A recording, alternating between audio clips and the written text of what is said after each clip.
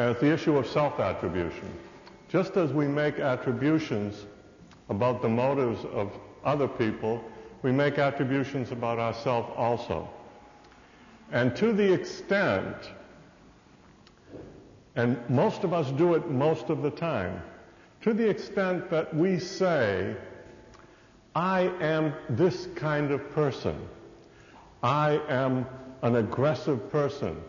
So whenever a problem comes up, if my boss does something that I don't like, I will confront him directly and tell him how stupid he is. That's the kind of person I am. Or I am a shy person. Why don't I approach the professors and ask a question if I have one in mind? Well, I am a shy person, and shy people do not approach professors. Why do I keep sitting in the back of the room when perhaps I can hear better or see better if I'm in the front of the room? Well, I'm a shy person, and I like to be able to escape quickly through the back door if I need to. When we make inflexible personality self-attributions, when we say, this is the kind of person I am, it's like putting a nail in our own coffin. This kind of inflexible self-attribution mitigates against growth, change, and trying new things. We can change the dispositional attribution, I am a shy person, into a situational attribution by asking a few simple questions. For example, if I say I am a shy person, what does that mean? Well, it means if I go to a party and I see across the room a famous actress who is very beautiful, who is very intelligent, who is very exciting, and she is surrounded by a whole bunch of guys who are young and dynamic and also beautiful, and I'm standing there outside the party sort of drinking my vodka, looking over there with great longing and envy, and I say to myself, and I'm having a lousy time at the party, and I say to myself, I might as well go home. This is a stupid party. But then I say to myself, where would you most like to be at this party? Who would you most like to be talking to? I say, well, that beautiful, attractive, intelligent actress over there.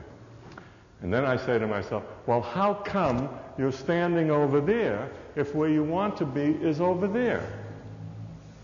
What's the answer? If the answer is because I'm a shy person, that's slamming the door on any kind of change or growth. If I attribute my lack of activity to something that's deeply in my personality, I will never change. How come I'm not talking to her? Because I'm a shy person. That closes the door to change. But suppose I say, how come I'm not talking to her? Well, I'm afraid.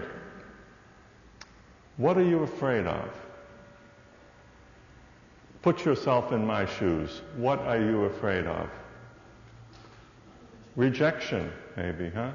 I'm afraid if I go over to her, straighten my tie, and say, hello, my name is Elliot Aronson. She simply might look at me like this and say, oh, really? And start talking to these hotshot guys that are all around her, right? And that would be very painful. Then I ask myself the next question. What is the probability that she will do that?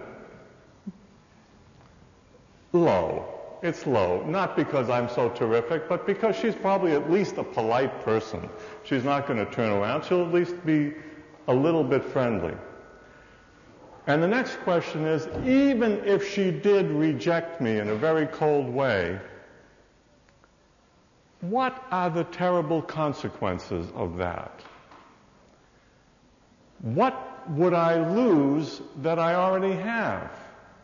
I'm already having a lousy time at this party. I'm about to leave the party and go back to my hotel room where I'm going to be watching television for the rest of the night in Polish.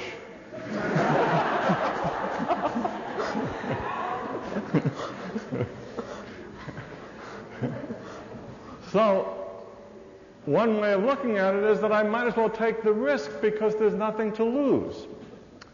The important thing is not exactly what I do or how I figure it out. The important thing is that by making a situational attribution, and here is the situational attribution. Instead of saying I am a shy person, which is a dispositional self-attribution, if I say I'm a little bit afraid of rejection, and I'm not always afraid of rejection, because if I am on my home turf, if I am in my own town, surrounded by my own friends and my own colleagues, I can be extremely assertive.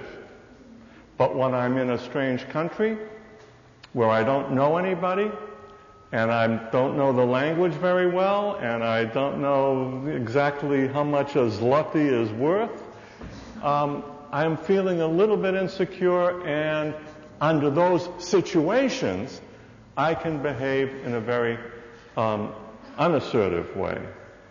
My tendency is to behave in an unassertive way.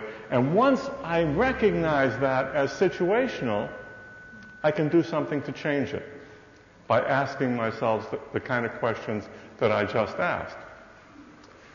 So this is what Gražina means by malleability, that if we look at these things as situational issues rather than as dispositional issues, dispositional here is a synonym for personality.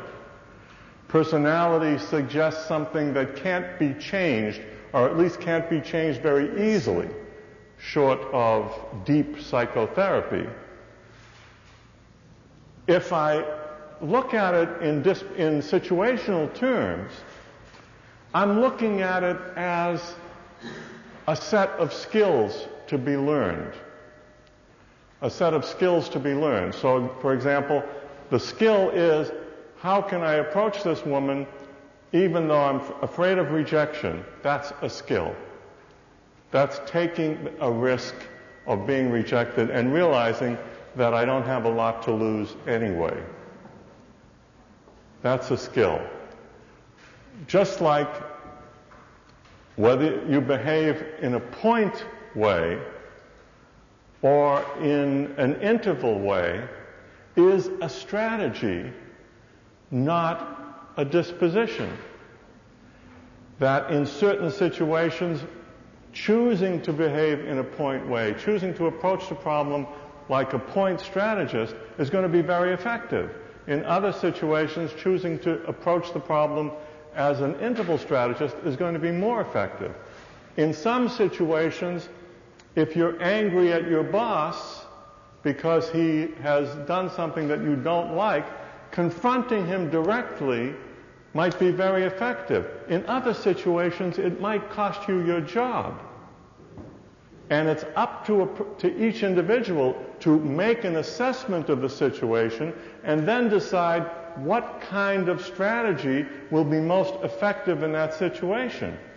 And that is how we learn and grow, even through failure. If we fail in a given situation, if we use the wrong strategy and it doesn't work, okay, we failed in that situation, but we can then look at it and say, okay, what can I learn from that failure?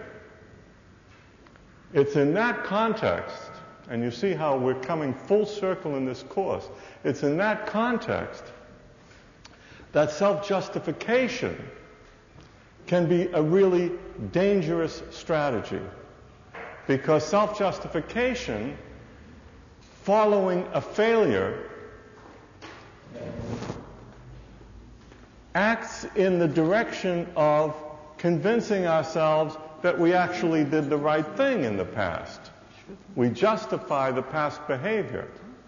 Whereas if we look at the failure and ask ourselves, what can I learn from that failure so that I won't commit the same failure again next time that situation arises, that requires a certain amount of courage, the courage to admit that we made a terrible mistake, the courage to face up to all the dissonance that comes up when we say we have made a mistake, and that's the only way that we can grow and change and improve.